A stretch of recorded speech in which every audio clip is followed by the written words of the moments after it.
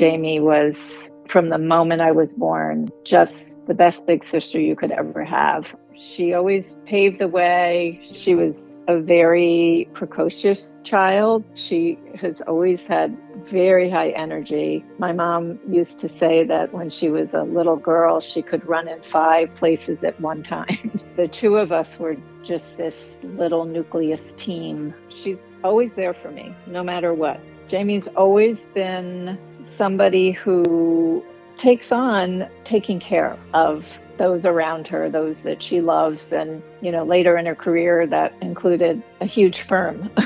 We were just brought up in a way where you included everyone. And Jami has taken that on in her business life and throughout her life. And I think that's part of what makes her a unique leader. From the very first time I met her, she has a real core strength and resiliency. And it's been such a joy for me to see her have an upward trajectory and also be a leader in the legal community, locally, regionally, nationally, even internationally.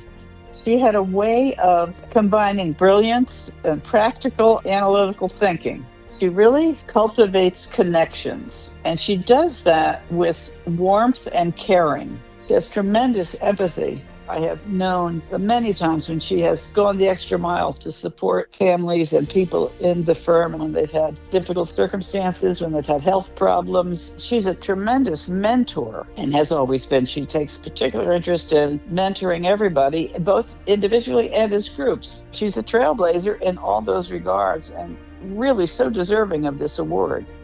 I joined the firm in 1984. At that time, while there were women in major law firms, there still weren't that many. And she was such a superstar that I think she was really ahead of her time. And I believe at the time that she became chair, she was the first woman chair of a firm of our size. She is always thinking about what can we do to remove barriers for women. And one of the first things that she put in place was our remote working program. It allowed women who were young mothers and working for a large firm remove some of that stress and barriers. She was very key in making sure that women were in the pipeline for leadership opportunities at the firm. The first day that I met Jami, I'll never forget. It was her going away party. She was transferring from the Philadelphia office to the San Francisco office. There were hundreds of people there, and I was seated next to her. I told her I was going on vacation to Los Angeles. She immediately was like, oh my God, I'm going to connect you with all these people in Los Angeles. And here she is at her going away dinner, making introductions for me. There is no hierarchy. She is just as generous with the receptionist as she is with the number 2 at the firm. Our firm has been in existence now for 152 years, and it's the first female to chair the firm. It really felt different. Everyone who's here, women in particular, kind of feel like, wow, anything's possible.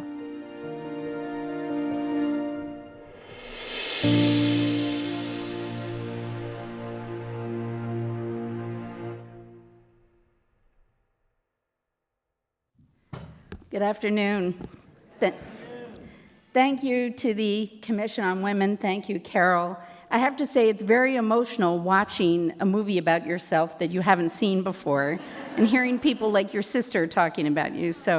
And then following the tremendous women who came before, I'm so honored to share the stage with all of them.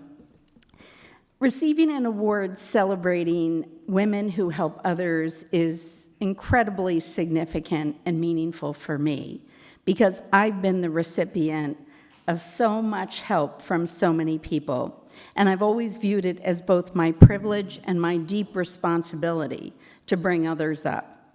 And it's thrilling to think I've had some margin of success in that. I could never list all the people who've helped me publicly and privately. I do want to thank the wonderful Karen Ulrich-Stacy of Diversity Lab, a very courageous woman, for nominating me, as well as the dean of my law school, Mark Alexander, and I'm very excited to have Kathy Wilkinson and Tom Wilkinson, who I went to law school with. Kathleen was the first person I met standing in line to get our pictures taken 47 years ago or somewhere around that. So it's nice to have friends for a long time. One can only imagine the courage and persistence it must have taken Margaret Brent as an unmarried woman in the mid-17th century in a civil war. We talk about courage and persistence now, but when you think back to that, her passion for equal representation and the rule of law and her care for others are principles that have never been more important. And I'm really delighted to be recognized for helping to preserve those values that she exemplified nearly 4 centuries ago. I've been blessed to spend my entire career at Morgan Lewis, a firm that embodies those qualities and that let me be myself at a time when women in the industry were still something of a novelty. I remember being a young lawyer trying a case leaving a courthouse, and one of the gallery watchers turned to another gallery watcher and said, "Look, it's the little girl who's a lawyer." Now, some people might have found that insulting, but I understood what she meant.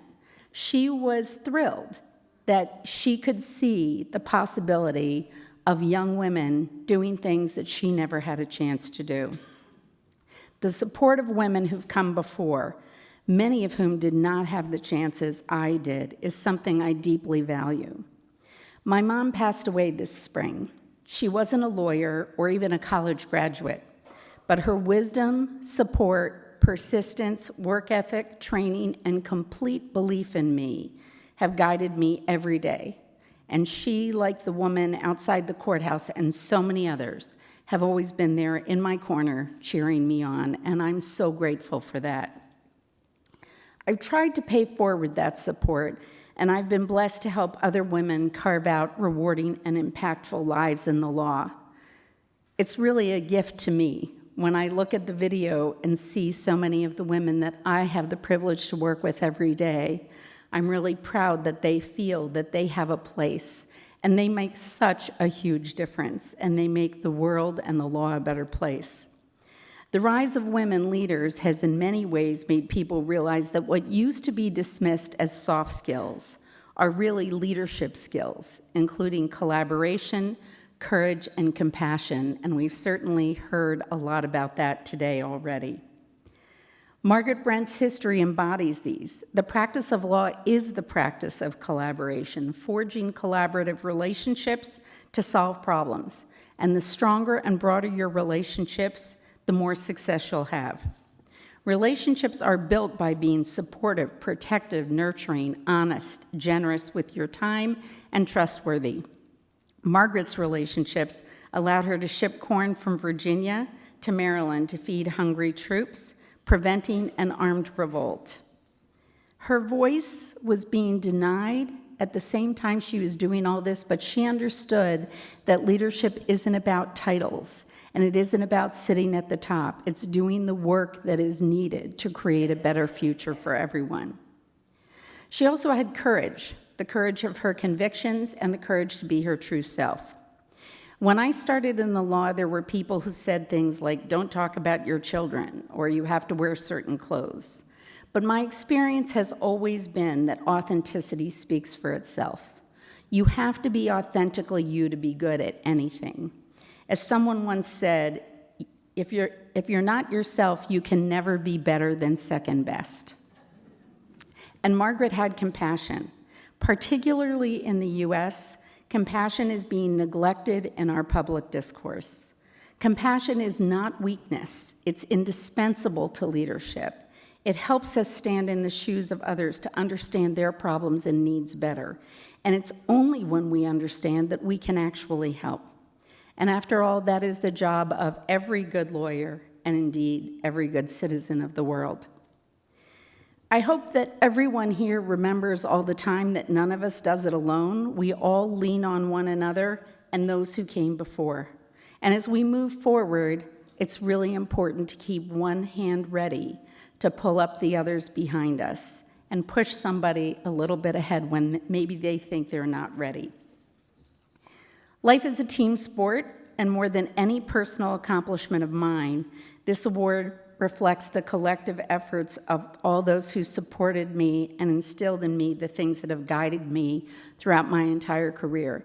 And first and foremost, that begins with my parents and my extended family, all of whom would like to be here, but all of whom are where they should be, with my 95-year-old father celebrating a family wedding, celebrating our family, and celebrating my mom, who would have been so thrilled to be here today.